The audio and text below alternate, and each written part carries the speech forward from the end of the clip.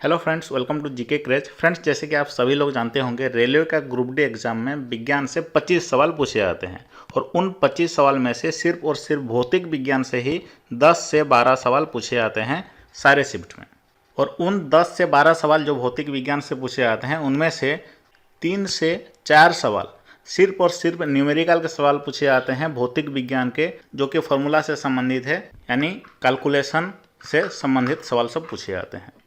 तो दोस्तों, इस वीडियो में सिर्फ उसी तरह के सवाल हम डिस्कस करने वाले हैं, क्योंकि दोस्तों उसी तरह के सवाल रिपीट होते हैं, उसी फॉर्मूला को इनडायरेक्टली ही पूछा जाता है अगले शिफ्ट में। तो उम्मीद है दोस्तों इस वीडियो में जितने भी हम डिस्कस करेंगे उससे आपके शिफ्ट में भी कुछ रिपीट हो जाए। तो वीडियो के अंत तक जरूर देखिएगा। इस वीडियो में हम 20 सवाल डिस्कस करेंगे, इसका पार्ट 2 वीडियो में और भी 30 महत्वपूर्ण सवाल डिस्कस करेंगे। तो चैनल को सब्सक्राइब कर लीजिएगा अगर आप चैनल में नए हैं। तो चलिए दोस्तों वीडियो शुरू करते हैं। तो चलिए दोस्तों, पहला सवाल देखते हैं। निम्नलिखित में से कौन सा शक्ति का सूत्र है, यानी पावर का फॉर्मूला निम्न में से कौन सा है? तो ऑप्शन सभी को ध्यान से देखिए। जो पावर का फॉर्मूला होता है वो होता है P = v²/r और I = यानी करंट इक्वल टू क्या होता है, V/r होता है। ओके, यानी पोटेंशियल डिफरेंस बाय रेजिस्टेंस। तो v²/r को हम रिप्लेस कर सकते हैं V × I। अगर हम इसको V × v/r लिख दें तो v/r को अगर रिप्लेस कर देंगे I से तो v × I हो जाएगा। और क्या लिख सकते हैं इसको दोस्तों, I² भी लिख सकते हैं, I² × r भी लिख सकते हैं, क्योंकि अगर हम लेफ्ट साइड राइट साइड दोनों को स्क्वायर कर देंगे तो ये इसी फॉर्म में आ जाएगा। तो देखिए, जो ऑप्शन ए में है पावर = v²/r, ये भी सही है, V × I ये भी सही है, I² × r ये भी सही है। तो ऑप्शन सी इसका सही आंसर हो जाएगा। इनमें से सभी फॉर्मूला सही है, यानी सभी के सभी शक्ति का सूत्र है।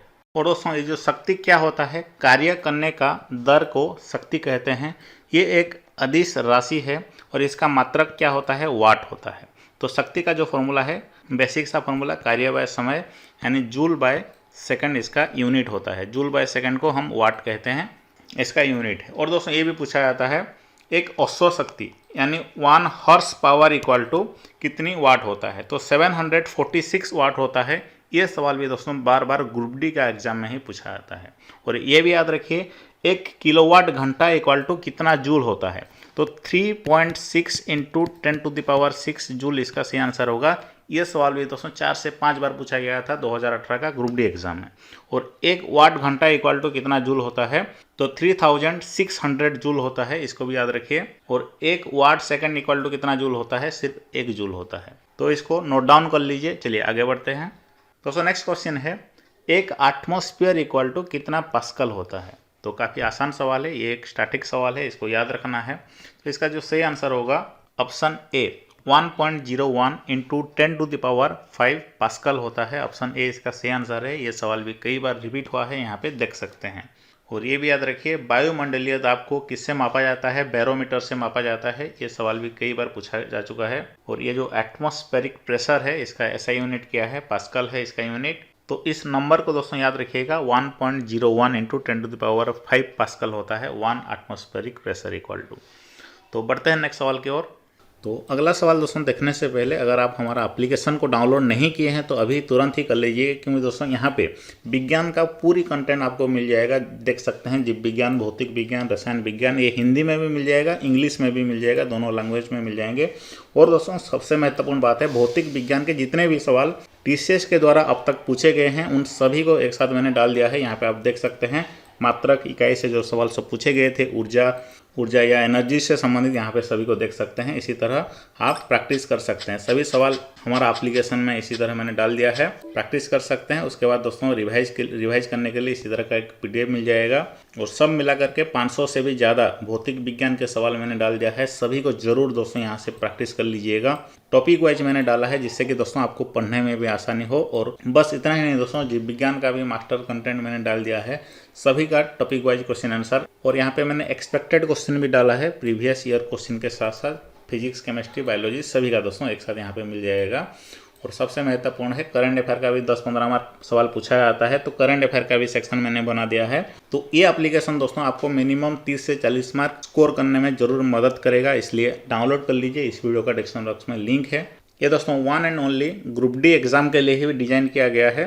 जिससे कि आपको पूरी फ़ायदा होगा। इसका फ़ायदा ज़रूर उठाइए। इस वीडियो का डिस्क्रिप्शन बॉक्स में लिंक है, अभी तुरंत ही डाउनलोड कर लीजिए हमारा जीके क्रैच एप्लीकेशन। चलिए दोस्तों आगे बढ़ते हैं।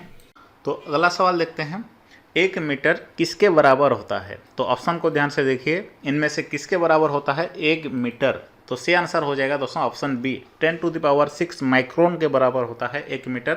मैं आपको इससे रिलेटेड सभी यूनिट को बता देता हूँ। 1 मीटर इक्वल टू 10⁻6 माइक्रोन होता है और साथ साथ 1 मीटर इक्वल टू 10⁻3 मिलीमीटर भी होता है। 1 मीटर के बराबर 3.2 फीट भी होता है। और याद रखिए 1 मीटर इक्वल टू 10⁻³ किलोमीटर भी होता है। 1 मीटर इक्वल टू 10⁹ नैनोमीटर भी होता है। 1 मीटर इक्वल टू 10⁻12 पिकोमीटर भी होता है और 10⁻15 फेम्टोमीटर भी होता है। इन सभी को आपको याद रखना है। तो बढ़ते हैं नेक्स्ट सवाल की ओर, जो कि मोस्ट रिपीटेड क्वेश्चन है रेलवे ग्रुप डी का। 1 किलोवाट इक्वल टू कितनी जूल होता है? अभी मैंने आपको बताया 1 किलोवाट इक्वल टू कितनी जूल होता है। सी आंसर हो जाएगा इसका ऑप्शन, चलिए बताइए पहले। ऑप्शन सी इसका सही आंसर होगा दोस्तों, ऑप्शन सी 3.6 इंटू 10⁻6 जूल होता है। क्योंकि 1 किलोवाट घंटा इक्वल टू क्या होता है, 1 किलोवाट यानी 1000 वाट इंटू 1 घंटा को हम 60 मिनट लिख सकते हैं। 60 मिनट को हम 60 इंटू 60 सेकेंड भी लिख सकते हैं। तो सभी को मल्टीप्लाई करेंगे तो ये हो जाएगा 36, 5 शून्य हो जाएगा और इसको हम क्या लिख सकते हैं 3.6 इंटू 10⁻6 जूल लिख सकते हैं। काफ़ी आसान है। तो उसी से रिलेटेड सवाल है, 4.2 किलोवाट आवर इक्वल टू कितना जूल होता है? तो इसका आंसर आप मुझे कमेंट बॉक्स में बताइए। 4.2 किलोवाट आवर इक्वल टू कितना जूल होता है? बस क्या करना है, 1 किलोवाट आवर इंटू 4.2 कर देना है। तो इसका आंसर मुझे कमेंट बॉक्स में बताइए। उम्मीद है सब इसका आंसर बता पाएंगे। तो चलिए दोस्तों अगला सवाल देखते हैं। तो अगला सवाल देखते हैं दोस्तों, 10 न्यूटन का बल किसी वस्तु पर कार्य कर रहा है। तो वस्तु बल की दिशा में 5 मीटर विस्थापित होती है। तो किया गया कार्य कितना होगा? तो वार का जो फॉर्मूला क्या होता है, फोर्स इंटू डिस्प्लेसमेंट। तो फोर्स यानी बल, डिस्प्लेसमेंट यानी विस्थापन। तो कार्य हमें निकालना है। तो यहाँ पे फोर्स यानी जो बल कितना दिया गया है 10 दिया गया है और विस्थापन कितना दिया गया है 5 दिया गया है। ये न्यूटन में है, ये मीटर में है, तो चलेगा 10 इंटू 5 करेंगे तो 50 जूल इसका सही आंसर हो जाएगा।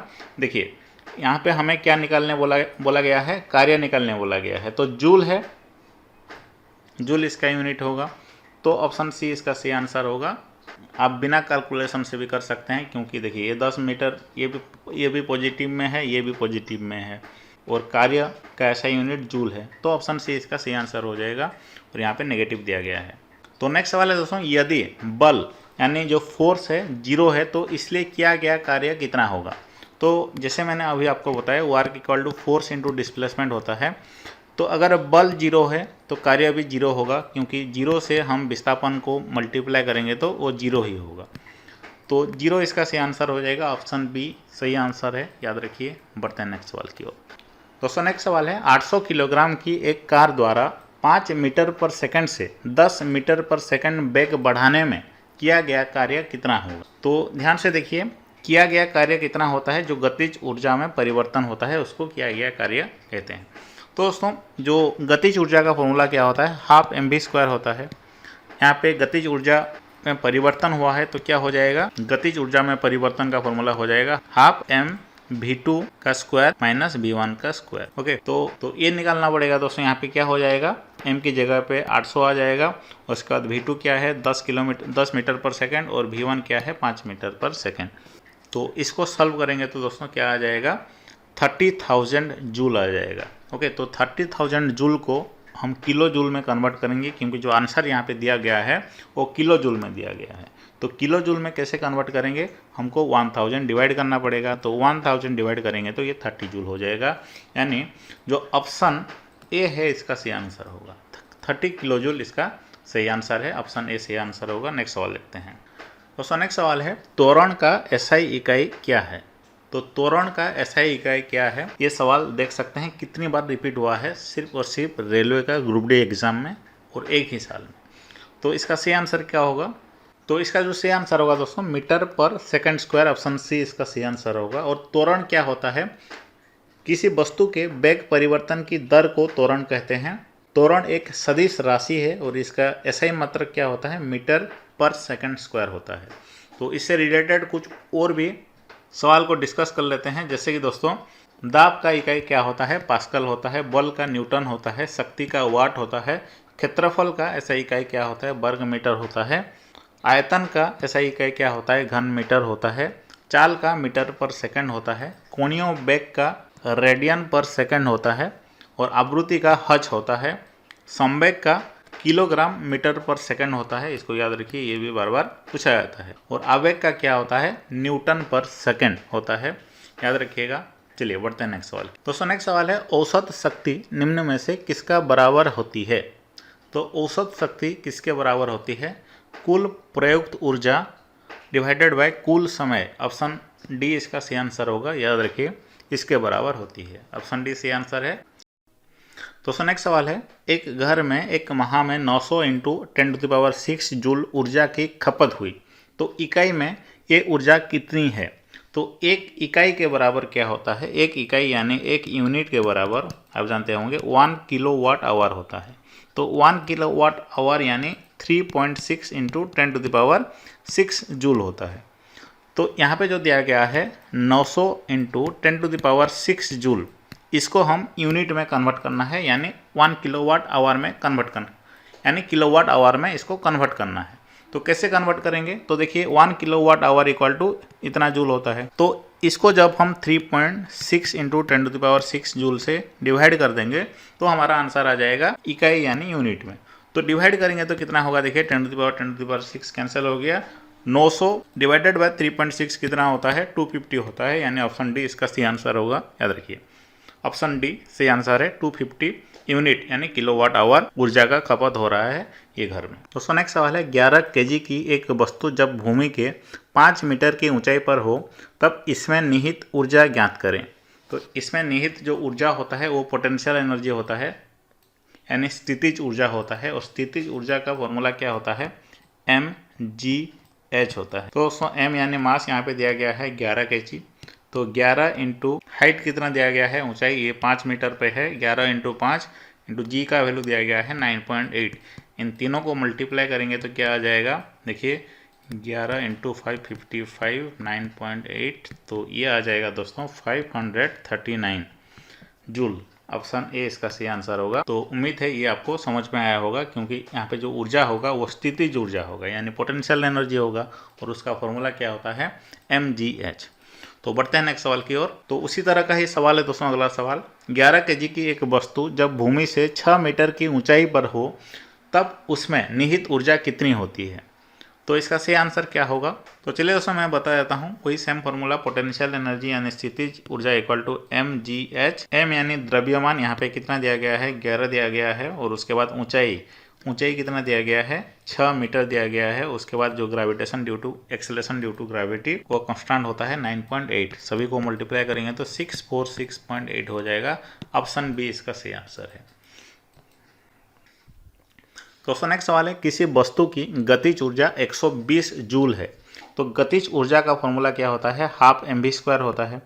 तो हाफ mv² यहाँ पे क्या दिया गया है, 120 जूल दिया गया है। और इसका जो द्रव्यमान है यानी जो m का वैल्यू है 15 kg दिया गया है। तो हाफ इंटू mv² यानी 15 v² into v² equal to 120 joule हो जाएगा। तो हमें यहाँ पे क्या निकालने बोला गया है, वस्तु का वेग ज्ञात करें, यानी वेलोसिटी जो वेग क्या होगा v²। तो कैसे निकालेंगे, देखिए यहाँ पे मल्टीप्लाई करेंगे तो ये हो जाएगा 15/2, और इस तरफ आ जाएगा तो ये हो जाएगा 2/15। तो 15 8 जा 120 होता है, 8 2 जा 16 होता है, v² इक्वल टू 16 हो गया। तो v इक्वल टू क्या होगा, 4 होगा। तो 4 तो देखिए सभी में है, लेकिन वेग का दोस्तों ऐसा यूनिट क्या होता है, ऐसा यूनिट होता है मीटर पर सेकेंड। तो मीटर पर सेकंड एक ही है, ये कैलकुलेशन करने का भी ज़रूरत नहीं था, क्योंकि दोस्तों यहाँ पे बेग बोला गया है और बेग का ऐसा यूनिट मीटर पर सेकंड होता है, और एक ही मीटर पर सेकंड यहाँ पे दिया गया है। तो दोस्तों इस वीडियो में इतना ही सवाल हम डिस्कस करेंगे, और बाकी के सवाल पार्ट 2 वीडियो में डिस्कस करेंगे। अब क्या करना है, हमारा एप्लीकेशन को डाउनलोड कर लीजिए, और भौतिक विज्ञान के वहाँ पे जितने भी सवाल दिए गए हैं सभी को रट डालिए। दोस्तों यहाँ पे देख सकते हैं हम 500 से भी ज़्यादा सवाल सिर्फ और सिर्फ भौतिक विज्ञान का यहाँ पे डाला गया है। सभी को जरूर प्रैक्टिस कर लीजिएगा। ये सिर्फ आपका ग्रुप डी एग्जाम के लिए है दोस्तों। अगर आप ग्रुप डी एग्जाम में सिलेक्शन चाहते हैं तो दोस्तों अगर आप हमारा एप्लीकेशन डाउनलोड करेंगे तो वो आसानी हो जाएगा। तो जरूर डाउनलोड कर लीजिए दोस्तों, फ्री कंटेंट का जरूर फ़ायदा उठाइए। अगर आप पूरी एप्लीकेशन में जितने भी कंटेंट हैं सभी को अनलॉक करना चाहते हैं, सारे प्रीमियम PDF को भी अनलॉक करना चाहते हैं, तो एक ही पास लेना पड़ेगा। वो पास दोस्तों सिर्फ और सिर्फ 39 से शुरू हो रहा है। तो इतना सस्ता में कंटेंट कहीं भी नहीं मिलेगा दोस्तों। इस वीडियो का डिस्क्रिप्शन बॉक्स में लिंक है हमारा जीके क्रेज एप्लीकेशन का, जरूर डाउनलोड कर लीजिए अभी तुरंत। फिर मिलेंगे दोस्तों नेक्स्ट वीडियो में। धन्यवाद।